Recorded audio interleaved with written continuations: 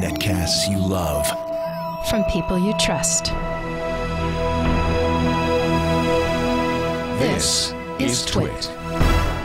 Bandwidth for FourCast is provided by Cachefly at CACHEFLY.com. This episode of FourCast is brought to you by Ford, featuring Wi-Fi connectivity with available Sync and My Ford Touch. Now your car can be a Wi-Fi hotspot. Check it out in the new 2012 Ford Focus and at Ford.com/technology.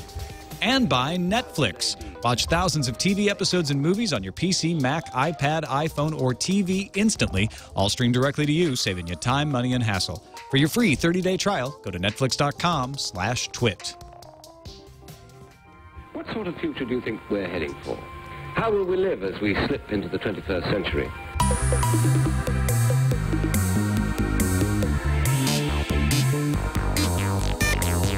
Welcome to FourCast episode 104. I'm Tom Merritt.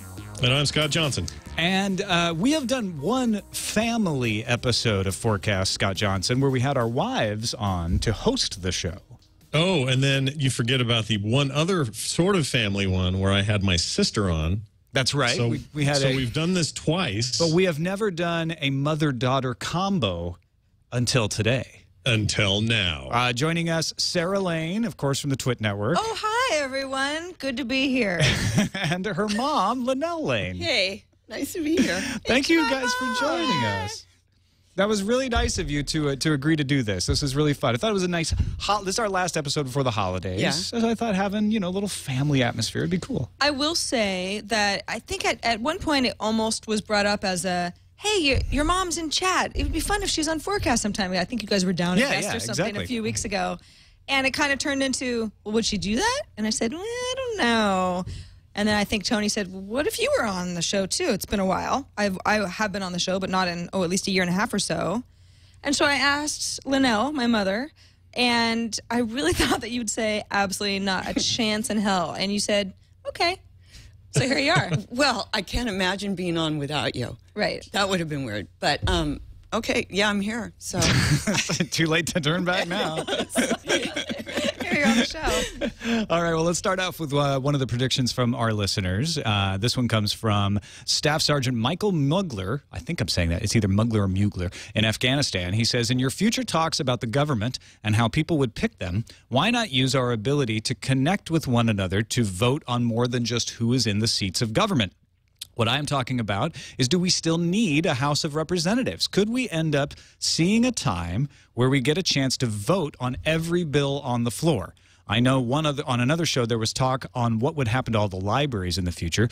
Could be used as a voting center for whatever was on the House floor. I'm sure more people would be involved with all that was going on if they were given a chance to vote on it, not unlike American Idol.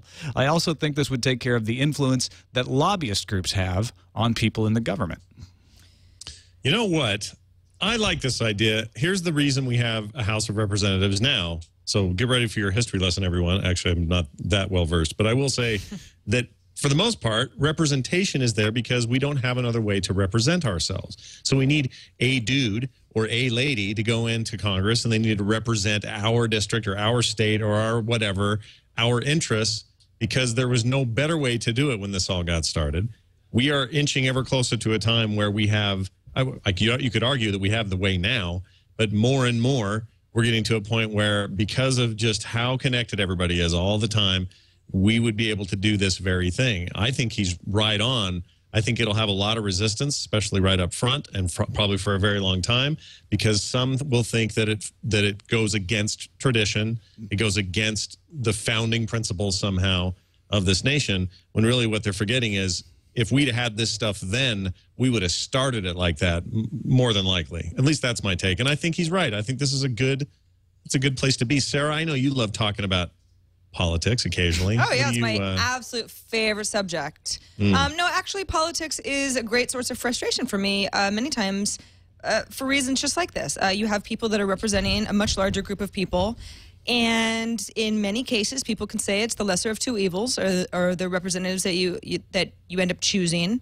And sometimes their views either don't match your own from the offset, or change over time while they're still representing you. And that is one of the things that upsets me the most is, hey, people change, and that's fine. But if you're representing me in a political sense, you changing when we used to agree on something is sort of scary and dangerous. That said, I am not sure that having the ability for the general population to vote on issues is going to fix a problem that already exists, that people don't vote in general. We have a lot of people who are very good people who could sway the system, and they just don't participate. So I'm not sure that an American Idol model that's the part that got me to be the solution. But you couldn't vote multiple times like you can on American Idol. That's true. One would hope. Yeah. There'd have to be some way to register the one vote, but it would put some lobbyists out of business. Well, we have some experience with direct democracy here in California, where the ballot initiative process requires certain things to be put to the vote, and a lot of people decry that as one of the reasons we're so polarized and so paralyzed, I mean both words, in getting things done. So is it not purely who got the most votes in that case? I mean, you can't... Well, what it is certain decisions have to be put on the ballot as, yes or no. Are we going to raise the property tax rate? Are we going to ban cell phones while driving? Are we, this or that? Instead of being approved by the legislature or the assembly, they have to be approved directly by the people as a ballot proposition. Sure. And there's also the issue of, let's say we do figure out a way for everybody to have a chance to vote, so everybody would have equal access to the technology that would allow for this. That's a major hurdle. But let's say that that's the case. Some maybe decline still, like they do now when they don't vote. But still, most people would have to have access. And then you would have to be able to stop the gaining of the system, which would happen just about immediately. There would be I think it would be fraught with potential, at least by today's hackery standards, potential for all sorts of fraud and, misuse and, having a hard time keeping oversight over all of that. So there are definitely pratfalls and issues. But, if we ever really want a true democracy where everybody really did have a vote and majority just ruled the day, it seems like this sort of thing or something like it is in our future. But maybe it's far-flung future. I think you're right, but do we want a true democracy? Do we? Because not everybody can be informed on everything, and one of the benefits of a representative democracy, theoretically anyway, is that you can have people who are experts put into places of making decisions that are better than the decisions you would make, because you don't know all of the different issues and you can't dive into them. Well, and then you get into the electoral system where a state, just because it has 15 times the number of people of a different state, doesn't necessarily get to choose just because there's a majority of people there. Mm-hmm. So it's complicated. Yeah, it's easy for a room of 30 people. A room of 300 million people? Maybe not. Maybe not so much. So yeah, I just feel like maybe it's the brain implant thing, Tom. I'd like to see this on the local level. Oh, sure. Where it's actually, like something that you easily have an opinion on, like trash pickup or, ordinances and things in your neighborhood. Right. Should they put a stoplight by my house? Yeah.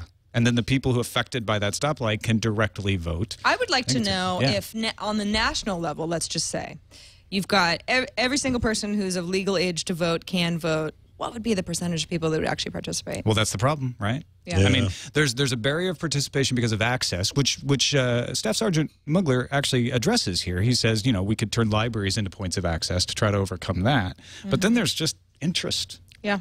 A lot of people just don't want to participate. Interest and a lack of understanding.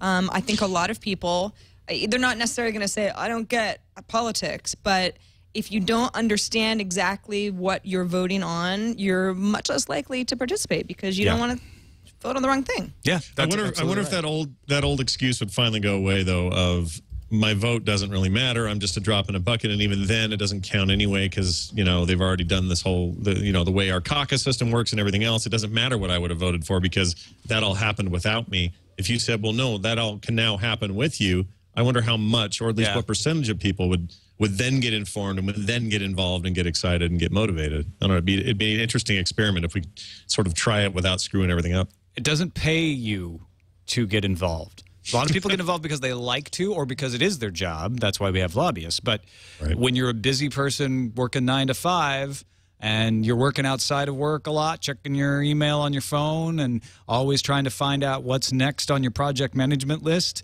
getting educated on the issues falls down the priority list because it's not going to help you get a raise. I think that's the biggest problem. Yep. Personally, I'm a monarchist. I just think we need an absolute monarch to take it all. Well, we just have so much evidence that it works. Exactly. You know? Yeah. Why aren't we doing that?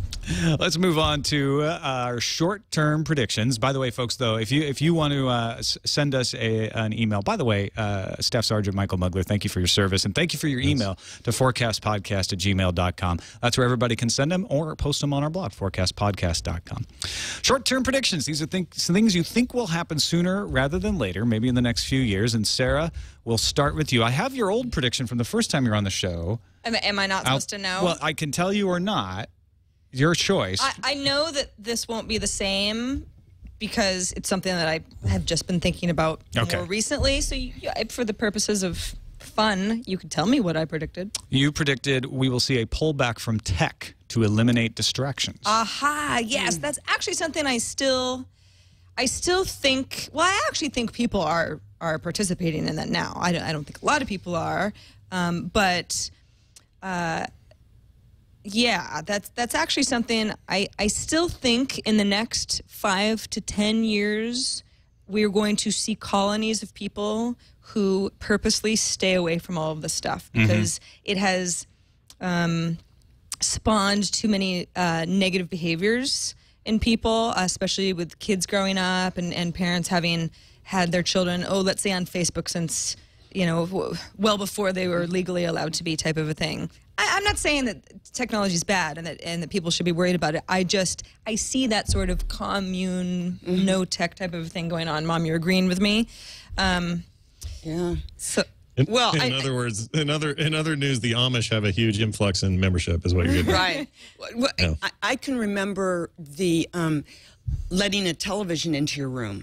Where we thought that this was... You let her have a television in her room? Well, I had eventually, to fight for years. Eventually it happened, much to my chagrin, and getting a phone.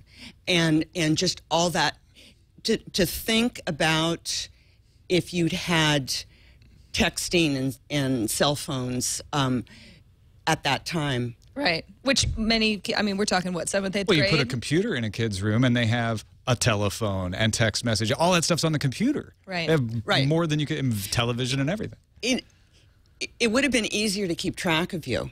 Or it would have been more of a challenge for you. That's true. But, yeah, I think stepping away, and you need more than just, well, this family's going to do it. That you actually need peer groups that are also off it, too, or else it would be... extremely isolating. Extremely. My new sort of, this is in the next few years type of prediction, and this is actually coming from this the story of, I'm forgetting the company's name now, but it's Peter Thiel's investment of the offshore startup. Yeah, I can't remember the company's name, but they want to create Blue something, an offshore California area for people who can't get immigration to come and work in startups. That's right. Without violating immigration law. The idea is you are subject to these fairly lenient maritime laws, international maritime laws, rather than whatever national law of the U.S. immigration law. You can get around exactly the coast of you're off of. And this is all very fascinating to me because you think, well, wait a second. In fact, Martin Sargent and I, he was a guest on the Social Hour today. We're talking about this a little bit. Wait a second. How is this going to be legal? Because the whole point is that work visas are very prohibitive and keep people from being able to work in the U.S. So all you do is you're going to work on, some big aircraft carrier 12 miles offshore.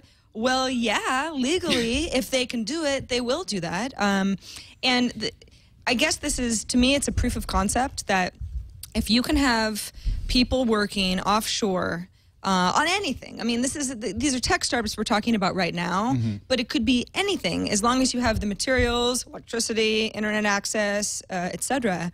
What's stopping this from growing into actual offshore communities? Now, I know that it kind of sounds sort of silly, well, why would you do that if if it's so limiting and you could live on land. But it's like, I mean, why do people live way out in the country where it's 12 miles away from the nearest place to get milk type of thing? Well, if you can get satellite internet and if you can get wave power generation, you got pretty much everything I you think need. this is actually very attractive to a lot of people. Yeah. And I think that when you start factoring in how the laws would not apply to you, when you're doing whatever you're doing offshore, and of course, I mean, some laws do. You know, you can't just like murder. Law's going to come find you, yeah, right, eventually, exactly. right? But I wonder how long it'll take for countries to try to shut this type of behavior down because it's scary, and you're obviously you're manipulating a loophole that just was never manipulativable before. Manipulatable. I made up that word. You would Yes, have you did. these offshore colonies. Yeah, kind of like an oil rig, except it would be Nicer. a place where people live and work. Do business. Well, Yeah. how long before some international group shuts it down? Well, yeah, exactly. The law's going to come find you eventually. Right. It's like the Wild West, someone said in the chat room. Yeah. Kind of, yeah. Yeah. But There's that's also, is an issue with like sprawl to me. I understand that the whole idea is to get away from some of that, but Yeah. if these things go the way my science fiction brain works, then we're going to have, connected towers in the water, and they're going to just keep getting bigger and bigger, and there's going to be a really bad side and a really great side, and then there's going to be fighting and where are the best schools, and you kind of end up with the same problems, but now you're over the water and you have less in terms of options to Right. sort of just get out of town. So I would worry about some of those things. But I'm not going to lie. The idea of living that way is like being on a moon colony or being on the first Mars expedition or something. There's something really cool about establishing society on your own, essentially your own man-made island that is very intriguing to me. I think that sounds like fun. Yeah, I mean, a lot of people are saying, well, wait a minute, U.S. law doesn't apply to Australia. Why would it apply? We're not saying U.S. law. We're saying that the international community will start to gang up on these sorts of situations and come and through external pressure or some other, blockade or sanctions, try to force them to play along with the international community if they got It popular. might be nicer with some of the people gone. It's true. We've got a lot of surface area out there. right. Right. It's more, property prices will come down. Yeah, breathing space. Yeah. Or like-minded people can go hang out on their island, and maybe they are people Becomes- that really bother me. Becomes like Clans of right. the Alphane Moon by Yeah. Philip K. Right. Dick. All the Sure. manics go to one island. Right. All the depressives go to one island. Pescatarians, come with me. You're in the ocean. Perfect. It's What's interesting is this has actually come up on the show before about theme planets. The idea that Yeah. there'd be a planet for angry robots and a planet for happy robots, a planet for cats, and a planet for whatever theme we want to apply to the planet. This actually brings it down to a very realistic possibility. If it became economically feasible and I guess internationally acceptable to have these things there, and now housing people and having people go there for whatever the reason, ideological. I can talking like Sarah now. They got different ideas than other people. They all want to go out there and live on their own little island. Fine, but it seems like this is a lot more real and raw to me than the planet idea. They're like, this could actually happen. I think Sarah's maybe she's on to something that needs a bunch of factors to fall in line to make it happen, but It's not improbable. it doesn't seem that crazy to me. Or impossible, I should say. Sybil in the chat room, I think, nailed it. We are talking about the Italian commerce states in the Middle Ages with their own armies and navies. That's a very good parallel to what that could be ending up like. All right, Linelle, your turn for the short-term prediction. Something you think will happen sooner rather than later, maybe in the next few years. Well, I was thinking when I was asked to come on the show about sort of inventions or things that we don't have that would maybe make life better. So one of the things that bothers me a lot, I think it does for Sarah too, is noises. Oh my sound. gosh. Oh, yeah, I'm familiar with this issue. And Yes. so whether it's the barking dog or the neighbors talking too loud out, in the next... Repetitive keyboard Or the slight typing. rustling of paper over in the next room. Exactly.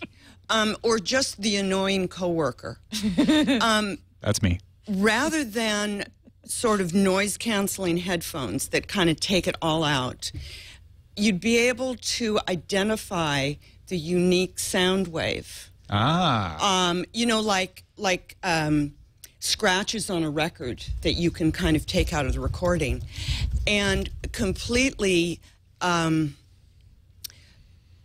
so that you don't receive those sound waves. You never hear it. Yeah. How would you you were sort of doing this with your hand. Would it be something that, what would be the mechanism of? Just dial it up? Oh, yeah. There might be a little piece that you wear in your ear. That's right. That's right. There would have to be that. And you would not be, or you could have it permanently implanted. If I never had to hear a baby cry, I would do that. I really thought you were going to say, hear me talk. Or that. Sort of same. So it would be selective noise canceling. I like it because you could idea, actually tune in on the specific noise and then say select. Select. And then it's gone. I had originally planned on, and it was kind of a, to redirect it. So the owner of the barking dog would have the sound sent back. But then it might just, generally increase the ambient noise all over. Right. So it's an elimination. Wow, that's pretty cool. So I've got this little white noise device that I don't know where it is right now, but I haven't found it for a long time. I haven't seen it for months. But basically, it lets me tune white noise up as loud or as quiet as I want and at different frequencies. And the idea being, if I'm hearing a siren that won't stop outside or whatever the sound is that's offending and I'm trying to sleep, this thing supposedly, although I would argue that it doesn't always sort of do what it says, you can dial it up or down to match the frequency or to match what would need to be masking the frequency of the sound you're hearing. And it doesn't seem like that technology needs that much further to go than to figure out ways of doing that silently, making it so you don't have to hear white noise to drown something out, but to be able to drown out stuff you don't want to hear. So I know people with like tinnitus, people with ringing in their ears that's just sort of constant, they use these devices to cover up that sound. They just don't hear it once they play. And it's for them, it's a fairly miraculous device. It doesn't feel like too many stone skips away to do what Linelle's talking about. And I feel like we're, not at all. We're probably only a few years away from such a thing. I hope so. I don't really hate babies that much. It's just the crying. It's a good example. I was on a lot just of planes grow up and be over the quiet. last couple of weeks. Yeah, you were.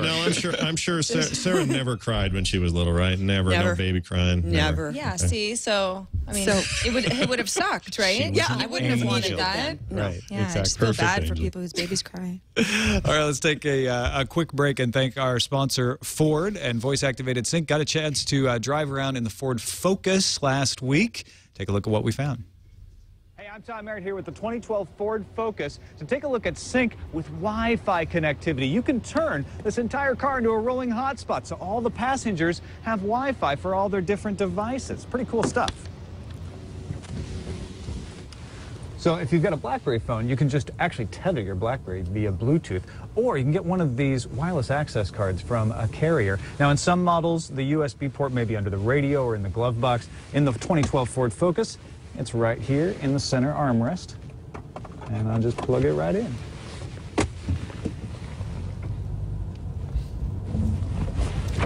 So now that we have wireless access, we have Wi-Fi available in the car for up to 5 devices. So Liz can use her tablet and just use her device. Everybody stays nice and quiet, and the driver can enjoy the ride.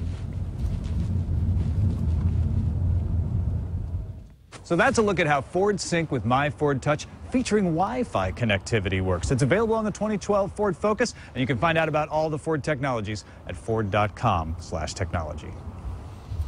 All right, and thank Ford for their support of FourCast. Let's get into long-term predictions. And Sarah, we'll start with you this time again. These are more of the in 100 years sorts of things, longer term. I'm not going to tell you your old prediction until after this time. So we'll I want to see if she repeats it. See how it matches up. Oh, why do I have to go first? You don't. You want to throw your mom under the bus like that? You know, that's. I'm not throwing her under. Do you really want me to go first? Yes, please. Okay. the next 100 years. All right. So we're all living in coastal cities offshore already. This is the sort of thing. I remember when I did the show last time. I was like, 100 years, got it. And I didn't want to think about it too much ahead of time because I have these predictions all the time. But you don't have a prediction, do you? No, I do. It's just some of them are sort of stupid. In 100 years, I believe that we are going to have a very real crisis where people live to be about 200 years old, if not 300.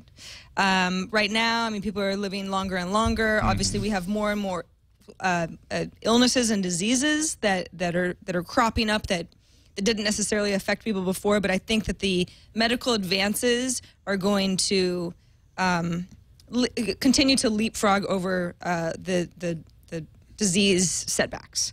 And that is an issue because overpopulation is obviously an issue, and in certain places more than others. It was actually very interesting. I was in Spain last week, and MG and I were just looking up some facts about the country because we were like, how many people live in Spain? We actually don't know that offhand. And their population has declined quite a bit, even in the last 10 years. That's sort of unusual. I mean, it's declined in a few other places too. Japan's another one. Yeah, but the more developed the country is, tends to start declining unless it's canceled out by immigration. But then there's also the developing countries that are, I mean, on like a rocket ship course to sort of be the first at everything. I mean, China and Brazil come to mind, India, of course, too. That I mean, the populations are huge and just getting bigger all the time. And I don't know what's going to happen. I hate the idea of high rises being sort of the horizontal arcologies, right? Yeah. That needs to happen in urban areas because I think we also have the real issue of suburbs not working, or not working all the time. And sometimes suburbs are great, but we've seen, especially with housing crises and gas prices, that it can really be debilitating not to be in an urban area, and this sort of trend of people moving to urban areas that we see is certainly, especially in developing countries, and living longer, and with certain cultures needing to take care of their elders. I don't know. I just worry about it. So yeah, I think that's an issue. We all know it's there. So there's going to be a bunch of 300-year-old people wandering around, cluttering up the place. Well, yeah. Unless we move them out into the ocean. Well, and then even then, they're going to need people to take care of them. It's like, okay, people say overpopulation, water crisis, overpopulation, wars between the haves and the have-nots. Like that all factors into it. But I'm more concerned with the actual geographical issues. Where are all these people going to go? Mm-hmm. I think we have to build up, but I feel like that's not necessarily the right idea. I think that's kind of the only idea right now, and offshore. In Texas, remember, Tom, our Texas thing? Right, we could fit all the people into Texas, yeah. Yeah, nobody wants to go there, but yes, we could do that. That's not true. Listen, I'm just kidding, but Austin, maybe, that'd be all right. But 200 to 300-year-old people, let's say, walking around. One of the problems I see, and maybe this, I don't know, maybe this will make sense, or maybe it won't, but so as populations in areas like, say, India skyrocket, the one thing I notice, or at least my limited view that I've seen through documentaries, a couple of friends who live there, and a few other sort of bits of data that aren't, super scientific, it seems like culturally they've got a better way of dealing with it than we would if we were faced with this. So my fear is more about, well, if we end up with 200, 300-year-old people here in this country, we're already bad at taking care of our elders. We're terrible at it. We're a youth-based culture. We treat, older people like dirt. We think that they're washed up and done. Just let them go, put them in a house, put them in a home where I don't have to deal with it, get them out of sight, out of mind. And over there, they don't do that. They take care of them forever. They're in that same house they're in. You may be a brand new married couple who's just now thinking maybe we'll have children. And meanwhile, great-grandma and grandma are living upstairs, and you're making food for them and helping them. And they're doing it with a smile. At least it seems like it. I think it would be a huge shock to our system to have to do that. And I worry more about our reaction to that than some of these developing nations. Clearly, they already have ways of dealing with it, with how they handle their elderly in their culture. So Sarah, do you feel like that's the biggest pratfall? Are we one of those westernized countries that have gotten too used to our youth culture and we're just not willing to do what it takes? I think you mean pitfall. What did I say? Pitfall? You said pratfall. Oh, I meant pitfall. Oops. It's not a Three Stooges thing. You know. It's different word day. Yeah, that's definitely a concern. I just don't think in 100 to 200 years that these developing countries really will exist the way that they do now. I don't think that all countries are going to be on equal levels in a couple hundred years, but I don't necessarily think that Rwanda is going to have any of the same issues that it does now. Right. Things change. I mean, look at China. Exactly. Just in the past 30 years, yeah, it has changed tremendously. So has India. So most of the South Asian countries. Yeah. I think if you can maybe take religion out of it, that places that have high birth rates, they also have a high mortality rate, and they need. There's a pressure on them. There's a pressure to keep the population going, but I think if people are living to 200-300 years. Now we're getting biblical, but there are going to need to be some other adjustments in, and the birth rate needs to be lower. We can't just be stacked up in skyscrapers and living in, in chicken coops. I think that if we can keep people alive that long, that we need to evolve socially as well. Yeah, other planets too. Well, yeah. I think that's got to be at least a consideration. Exactly. And we'll have all these cities in the ocean too. Don't forget. Right. So we gotta stick everybody out there. You want more than 2 kids? You gotta live. You gotta live in the ocean. Sorry. 12 miles off. Yeah. It's just the way it See is. ya. You're free to have as many children as you want, as long as you go live in the ocean. Will milk be made available? This is an important consideration. It really is. All right, let's turn it over to you, Linelle, for your long-term prediction, the flying car sort of timeline. What do you have? Well,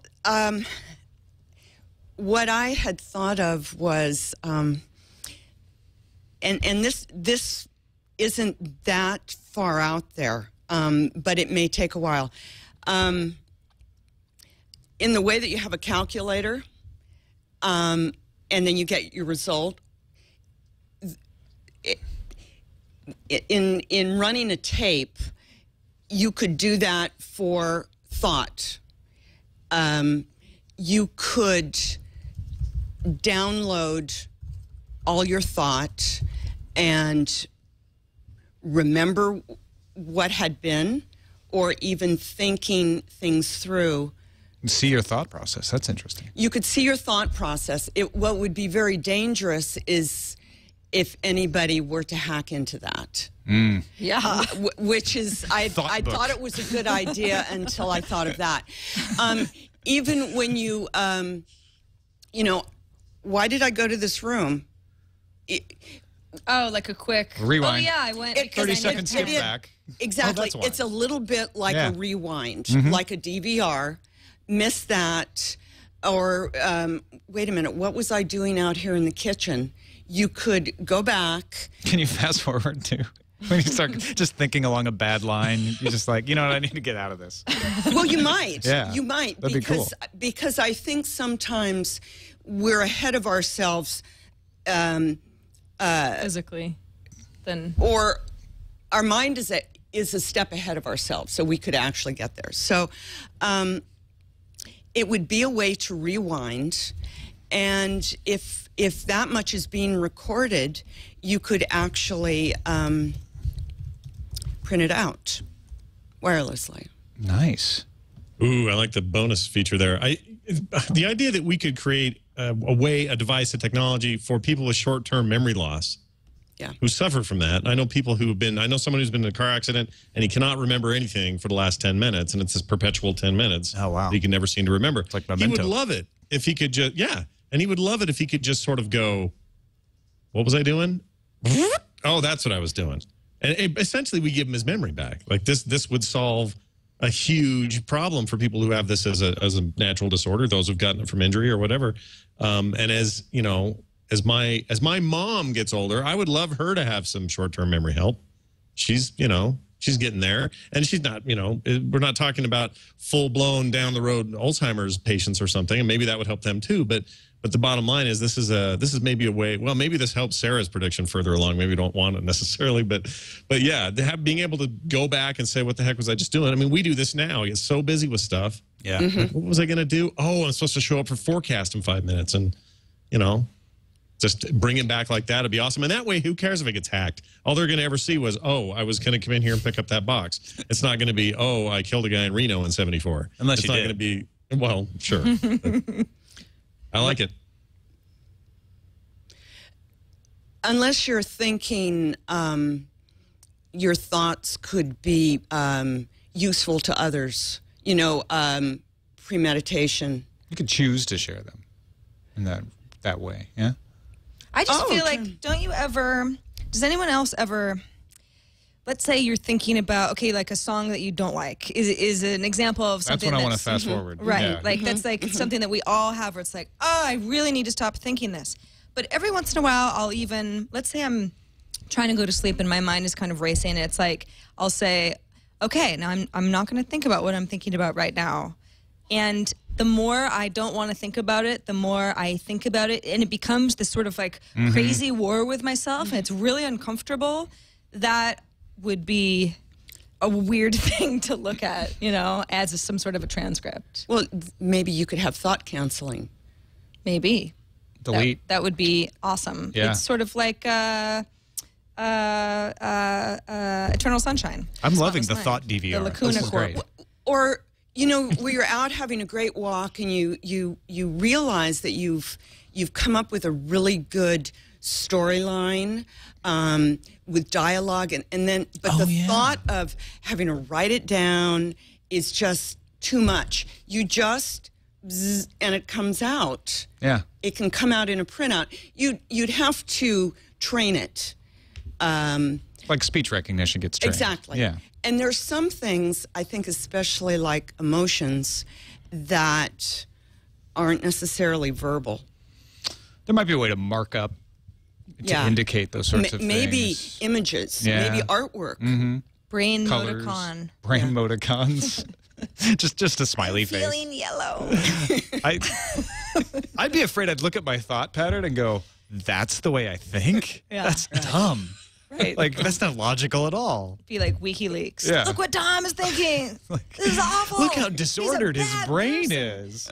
But maybe that would be good. Maybe you would learn from that. You would be a better that's thinker. true. Maybe that would train you, you know, and we've talked on the show a bunch of times about, you know, augmented reality and having implants in our eyes that would let us see things overlaid on the real world. And you could have that, combine it with this, see Post-it notes on objects, I mean, literally put a mental note on something. Yeah. That says, call Sarah about this thing. Whoop, there's literally a little physical looking note stuck to an object in the world that you'll only see when you come back and, you know, vision of that object. Check it, see it. Now, wait, what was I thinking with that? Go back, find out. Love it. The thought DVR. Yep. Coming soon.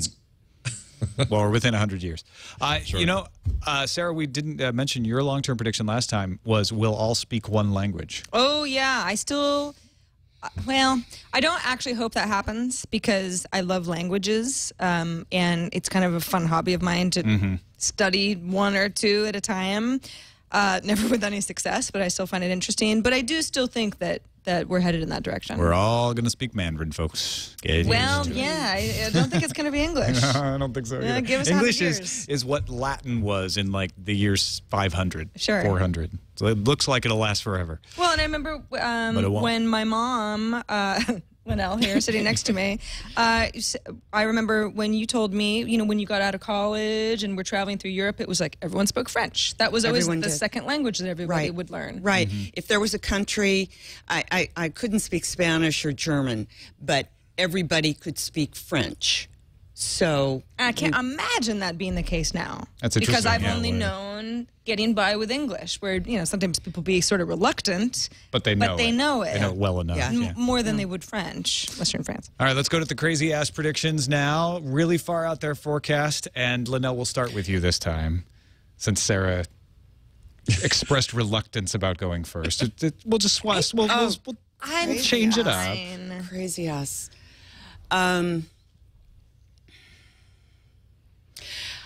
I don't know. I'm probably going to be dead by then.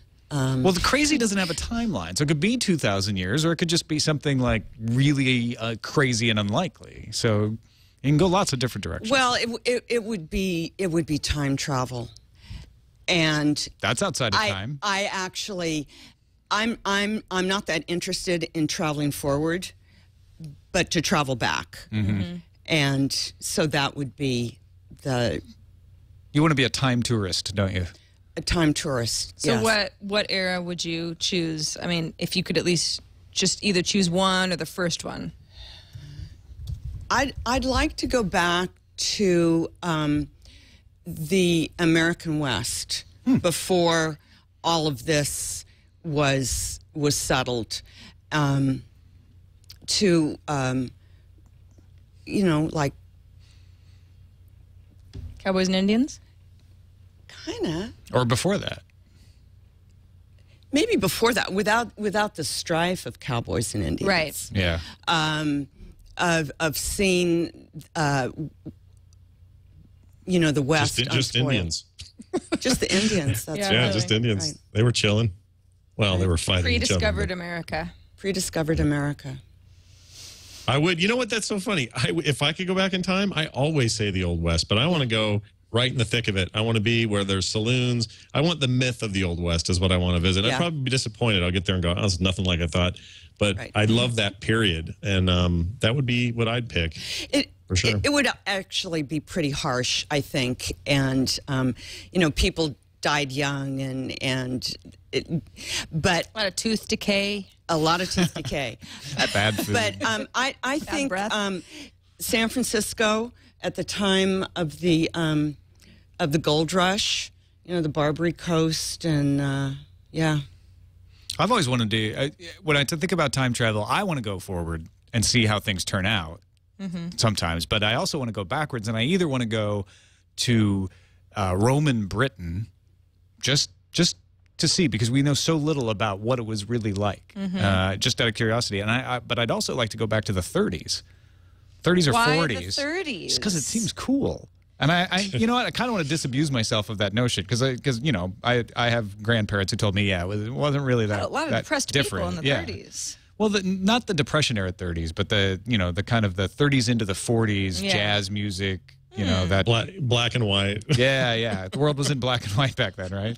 Do you think we'd be able to take ourselves, our who we are now, into that time, going forward or going back? Owen Wilson did it. And if Owen Wilson could do it, anybody can do it. Well, that's a really good question. If there is time travel possible, is it a perceptual thing, or is it a physical thing? Like, are you actually visiting, or are you just going to be able to see into it? I've often felt like what's more likely is we'll be able to create something like a time telescope, where you can direct it at points in not only space but also time and see what was happening then, but you wouldn't actually be able to physically deliver your body to that location. Well, this is the other problem. My mind's very practical. I think about the serious issues of spatial issues. So let's just say 20 years ago I said, all right, I want to go to 2011 and I want to go to the 9th floor of that really cool old hospital in Springville, Utah, because it's this like ancient place and everyone considers it this amazing building built in the 1800s. I want to see what it looks like in 2011. The time machine would pop me on the top floor of that thing that's no longer exists. They tore it down like 6 months ago. I would fall to my death. So I think about these kinds of things, like well, I want to see what the world's like in 2085. Well, what if the whole thing's a big burning cinder at that point? Yeah. I'll just pop in, burn, and I'm dead. So it's those kinds of, we need a better way of knowing where we're going to end up physically. That's why you need the time telescope, Scott. Right. So you can scout it out first. Scope the place out. This looks like a nice field. Let's go. This one's not burning. Marty McFly got lucky because the car ended up in that barn, but he could have just as easily, materialized in a big block of concrete. That's just scary to me. I hate that idea. It sounds terrible. I know, and why did that farm family just go like, and run off and not report him? It was a different time. They just said, we don't want anything to do with it. Run. Communists, run. Will no longer be a problem to you. All right. Sarah, let's go to your crazy-ass prediction. Crazy-ass prediction. The reason I think that this is crazy-ass is because I know that, unfortunately, the humans aren't all good. There's a lot of bad in the world, and I don't think going into the future is going to help what is just sort of a human behavior where people don't get along with each other. They can be selfish or they can be mean. It just is part of human nature. However, when I hear about things like beef being grown out of a petri dish so that people could enjoy everything that they like about a hamburger without actually killing an animal, I get really excited because I don't actually have a problem with eating a petri dish steak. I have a problem with the cow that has to be sacrificed because I'm just not into that. That's just not something that sounds fun to me at all. It's never really been worth it. Well, certainly not since I stopped eating red meat, for example. But when I hear about things like that, I think, wow, okay, it's absolutely crazy as to think that we could somehow get rid of things that seem cruel or that seem it's like to bring out the worst in people. That sort of things that make people feel bad about survival, right? So it's like, okay, well, eating meat, I know that I only come from one very specific school of thought, and some people don't have a problem with that at all. But I think a lot of people who eat meat say, hey, man, I wish nobody had to die, but that's the way it works, and I don't really have a choice. If people are given the choice so that those sorts of things can be sidestepped, I like the idea of people becoming, I don't know, kind of more gentle and less violent. I think that's crazy ass because I just don't know that that's the way that human nature works. But I like to think that it could be possible to be more of a utopian place. Clearly people can strive for it, and you're doing that in your own way. Other people do it in their own way. I guess what I'm most excited about your prediction is the contrast between it and its very humanitarian, very optimistic viewpoint, and the one you did when you first came on the show and did a crazy-ass prediction, which is the most fantastic thing in the history of this show. I don't know if you remember it or not, but Tom, you should tell her what it is. Our skin will evolve into a protective candy shell. Yeah, like Tic Tacs. I still think that'll happen. I love that one. The best part is that it's not just a protective shell. It's a protective candy shell. Right, yeah. Like a Tic Tac, which are also delicious. So we will stop killing other creatures and stop doing things that make us feel bad to make us survive, but we'll evolve a protective candy shell. Now, the protective candy shell, mind you, is more about harsh effects of sunlight than about your enemy, knifing you in the shoulder, although it could work for both things. But let's say we're still a very lovely utopian society and nobody's killing each other We're eating anymore. meat out of Petri dishes. Nobody's killing anything anymore. Best burgers you ever had. Living to 300 years. However, the sun is still a problem.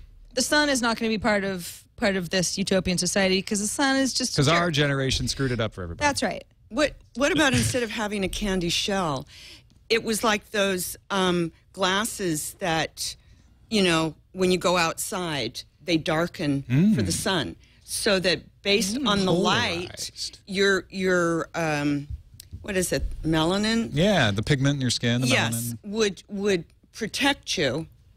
Well, that's sort of what it's supposed to do now, except that it doesn't work very well. No, it doesn't. Transition skin is what I'm talking about. I like the idea of skin that just changes to dark in the sun and then lightens back up when you come inside. I love the idea of. What if you just wanted dark skin all the time? Well, the color of the skin is different than the pigment protection, right? I mean, people with dark skin could still burn, so your skin would just change back to its normal color, whether that's light or dark. Right. I love the idea of being able to have a burger without having to kill a cow. Sure. Because I do like burgers, and I also love cows, and I'm conflicted. And I try to not think about it. I just try to think about the meat in the package. Right. Well, we've made it easy. We've made it really easy for you to do that now. So if you go to a Five Guys Burgers and Fries or an In-N-Out or something, you're just getting this tasty thing that you're not really. You're in a position where you're really not thinking about what it used to be. Yeah. And we've gotten so good at that now. In the old days, you had to go kill your cow to get your freaking meat. And until we start doing that again, well, we'll keep separating them, and they'll be like these disparate things that have nothing to do with each other, which is part of the problem, I guess. And we're training children in cafeterias all across our schools right now to eat soy burgers. Yeah.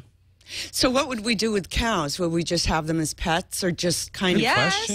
Good question. Nice. They're very expensive. They're very bad on the environment with all their methane.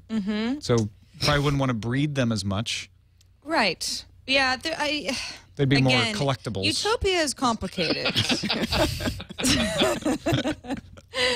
There's a lot to work out, but I like the idea. I mean, cows are awesome. Who wouldn't want to have a pet cow? When I drive up to Petaluma every single day, because it gets very rural on the stretch of Highway 101, somewhere between San Rafael and Petaluma, there are all sorts of cows on the side of the road, and I think that is so great. Just have an acre and a little cow. Cows they're boring. They're adorable. They're cute. You ever seen cow eyelashes? Oh, yeah. They are I'm familiar great. with cows. Well, they might be boring, but I mean, so is a baby. Careful. Just kidding. Don't offend someone by saying dog. Baby. Oh, that's fine. Yeah. Boring. Totally boring. I only said that because, we're doing the baby thing right now, but I don't know. You are. I'd like a pet cow. I would like a protective candy shell. Me too. Personally. All right, let's take a quick break and thank our sponsor, Netflix, streaming thousands of TV, movies, and TV movies, as well as TV shows and movies to your Xbox, your Wii, your PS3, your laptop, your iPad, your iPhone. It's all over the place, and you can get it for free for 30 days at netflix.com/twit. If you already are using Netflix, tell a friend. Let them know this holiday season, cheap out on a gift. Just give them a URL, netflix.com/twit. They'll get 30 days of unlimited streaming of everything in the Netflix catalog to almost every device you can think of. And we thank them for their support of FourCast, netflix.com/twit. What time is it, Scott Johnson? Well, Tom, it's 5:50 in the mountain. Oh, you mean like for the show? Well, then I should tell you that it's time for 4 questions. This is rapid fire style 4 questions. We ask our guests quickly. They do not have a chance to think too hard about it. They must answer from the gut. I'm going to be asking Linelle my questions. Linelle, are you sitting comfortably in the Twit studios? Okay, good. Here we go. My favorite question that I've ever been able to ask is this first one. In the future, which would you prefer from Sarah? 25 grandchildren or 1 giant grandchild? How big is the giant grandchild? Not too big. We'll say the size of a candy-coated cow. How about that? Wow, that's pretty big. I would say 25. Mom! Okay. 25 what? Do you want the cow-sized kid? Well, yes. Yeah. I think that would be a lot easier to handle. Those are guaranteed C-sections. All right, number 2. If you could place one item on a space capsule for aliens to find one day, what would it be?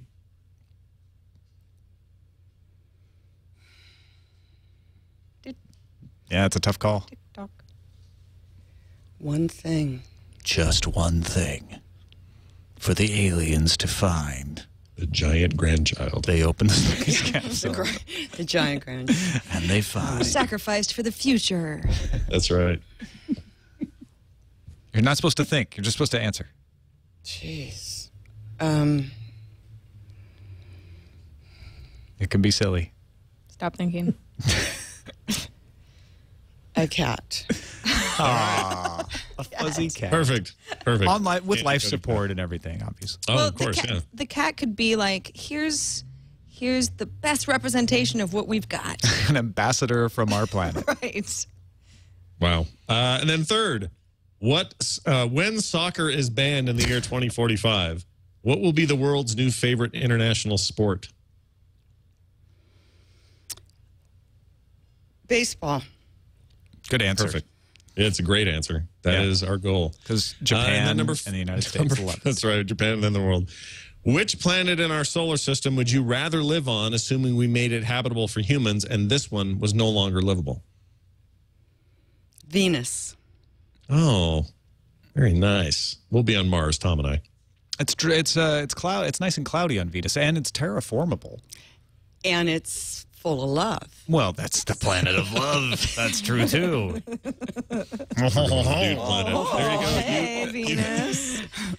You have successfully answered 4 questions. I really liked your first question. Nice job, Tom. I hand it to you. Sarah, are you sitting comfortably? Yes, Tom, I am. Good, then we'll begin. Question number 1. Given our future will be ruled by intelligent cats, what will life be like under their governance? Oh, lot of muffins. Mm-hmm. Cats love those. There may be some... Socialized muffins, got it. Right. Allergy concerns. Ah. Because, let's face it, there's a lot of pet dander. Yep. And when they're running the show, there's not going to be a lot of cleaning up. I think that what's actually great and we're really going to love is the new kind of work philosophy, which is work for like 5 minutes and then sleep for like 5 hours. Yeah. So as far as taking a load off, we're really going to welcome our new cat overlords. We're going to be striking for the 4-minute workday because 5 minutes is too long. if that. Inhuman. Just a lot of stretching. Yeah. Kind of yoga. Yeah, we'll be very limber. Yoga will be big. Cats love that sort of stuff. And I think in general, it'll be a lazy life, but a very cute one. I'm looking forward to it. And all the lols that will come with Much it. cuteness. That's right. Question number 2. You are the first to meet the aliens from outer space. What's your first question for them?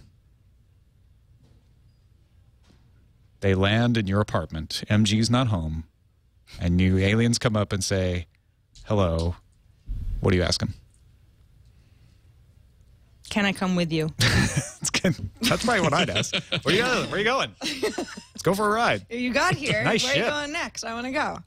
Question number 3. What will it take to get you to travel into space?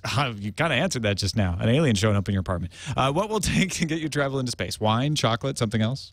Oh, I'm thinking like on a NASA flight. They want to send you to the moon. So people always give me a hard time because I'm the person who's like, yeah, I don't want to do that. I'm claustrophobic. That seems really far.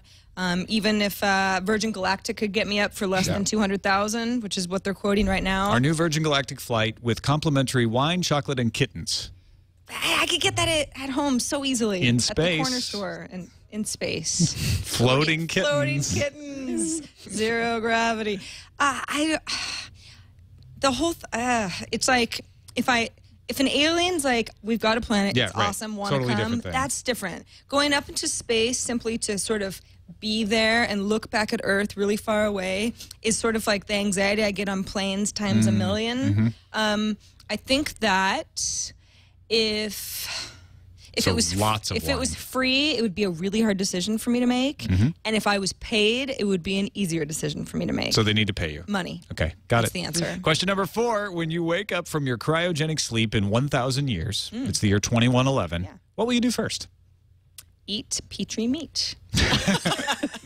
Take me to the nearest Petri burger. I'll be hungry and probably low in blood sugar. Yeah. What would be the first thing I would do in 1,000 years, provided that anyone is still even here? Right. You may go, where is everyone? Yeah. This didn't work out well. I think I would go to the beach, see if it's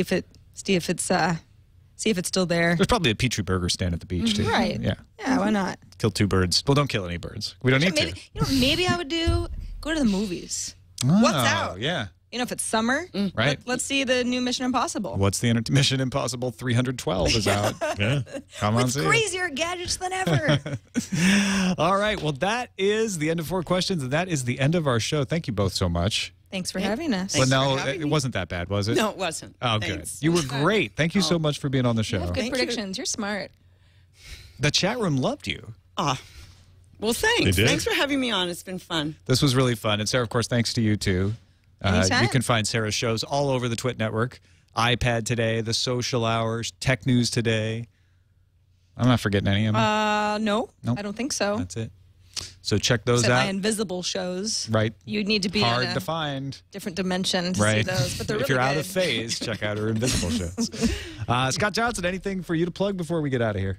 No, sir. Just looking forward to Christmas and wrapping, shows up for a little holiday break. We're not going to be here next week. That's right. Mention that. We'll be off for a week for the holidays, and then I guess it's Boxing Day, right?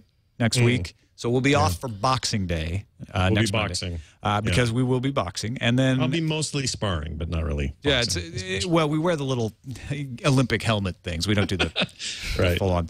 And then a week and then 2 weeks from now we'll be back before we go to CES, and then the CES week we won't have a show. So that's right. We're gonna be every other week here until after CES. Yeah, a little spotty for the holidays, but I just hope everybody listening enjoyed this year's worth of forecasts. I know I have, Tom, and. If they want to follow me during the holidays, see what's going on, Twitter's the best place. Extra Life is the Twitter account. I look forward to seeing people there. I will be in Coruscant. Nice. In the old I probably will too. Don't forget to leave comments at our website, forecastpodcast.com, or send us an email, forecastpodcast@gmail.com. That's it for Forecast for 2011. We'll see you next year. When it's 2012. And the Mayans get us. Tell me it's 32 years away. I can't remember. What's the name of our server? Really nice. Everyone's very nice. Very nice. You got him. I know. Somebody gave me this for a gift. A fan sent this to me. Oh, that's fantastic. The Pez collection of all the Lord of the Rings main characters. I bought that I bought that when I was out shopping for the Daily Gizwiz when I filled in for Leo. It couldn't be more awesome. I love it. His name is Christopher Toppin. If he's out there listening, dude, you are the man. I totally appreciate that. It's a really nice gift. Nice thought. But I was going to say something to you just now. I forgot. Keller's Void is what you're going to say. Oh, So Keller's Void. That's you the need to do the Mine DVR. Rewind. Oh, yeah. See? Exactly. Well, I could really use it today. Today's one of those days where I think need everybody's a DVR having bad. Yeah, must be the holidays.